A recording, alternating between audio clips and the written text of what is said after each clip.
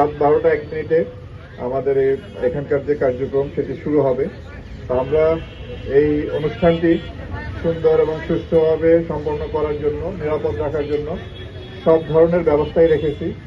অন্যান্য সকল আইন শৃঙ্খলা রক্ষাকারী বাহিনীর সাথে সমন্বয় করে র্যাপিড অ্যাকশন ব্যাটালিয়নও আমাদের ফোর্স এখানে মোতায়েন করেছি। আমাদের ইনার পেরিমিটার, আউটার পেরিমিটারে আমাদের ফোর্স আছে এবং আমরা কয়েকটা সেক্টরে ভাগ করেছি।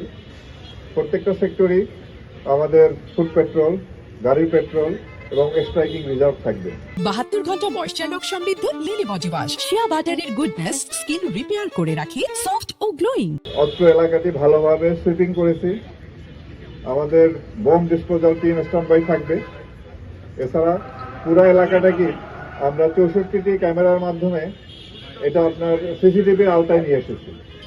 আমরা আশা করি যে পরিমাণ নিরাপত্তা ব্যবস্থা আমরা গ্রহণ করেছি, তা আমরা নিরাপত্তার সাথে নিরাপদে এই অনুষ্ঠানটি সম্পন্ন করতে পারবো। এবং পাশাপাশি আমরা সারা দেশব্যাপী, আপনারা জানেন যে ভাষা শহীদদের প্রতি গভীর শ্রদ্ধা নিবেদন করা হয়, তা আমরা সারা দেশেই আমরা পর্যাপ্ত নিরাপত্তা ব্যবস্থা গ্রহণ করেছি।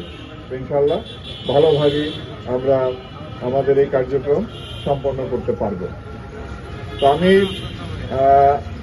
আপনাদেরকে এর আগেও যতবার আপনাদের সামনে মুখোমুখি হয়েছি গত 1.5 বছরে, যখন জুলাই আগস্টের পরে একটা ভঙ্গুর আইন শৃঙ্খলা পরিস্থিতি ছিল, তখন থেকেই কিন্তু আমরা আইন শৃঙ্খলা রক্ষাকারী বাহিনী আপনাদের মাধ্যমে দেশবাসীকে আশ্বস্ত করেছিলাম যে আমরা এই দেশের আইন শৃঙ্খলা পরিস্থিতি এটা নিয়ন্ত্রণে আনতে সক্ষম হব, ভালো করতে সক্ষম হব এবং একটি সুষ্ঠু নির্বাচন করার জন্য যেরকম পরিবেশ দরকার আমরা সেই রকম পরিবেশে নিয়ে আসতে সক্ষম হব।